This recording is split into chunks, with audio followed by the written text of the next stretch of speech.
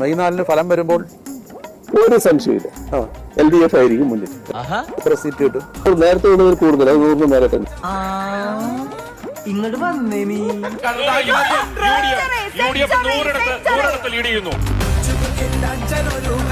ആടിന്റെ മുഖ്യമന്ത്രി വിറച്ചിലേക്കുക എന്നാ പറയണ്ടേ? വിറയോട് പറയാം.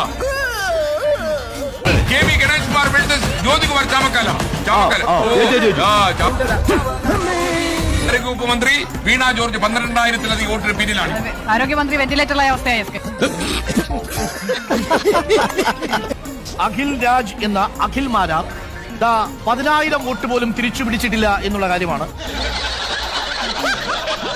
അഖിൽ മാരാർ കഷ്ടിച്ചു പിടിച്ചിരിക്കുന്നത് 9,161 വോട്ടുകളാണ്. അപ്പൊ സന്തോഷമായല്ലോ എല്ലാവർക്കും. 2,796 വോട്ടുകൾക്ക് വട്ടിയൂർക്കാവിൽ കെ മുരളീധരൻ വിജയിക്കുന്നു. തമിഴ്നാട്ടിൽ TVK 100 സീറ്റിനടുത്തേക്ക് ലീഡ് ഉയർത്തി എത്തുകയാണ്. ഒരു സിനിമാ താരം കൂടി തമിഴ്നാട്ടിൽ മുഖ്യമന്ത്രിയാകുന്ന ഒരു ചരിത്ര സംഭവമായിരിക്കും നാം ഇനി കാണാൻ പോകുന്നത്.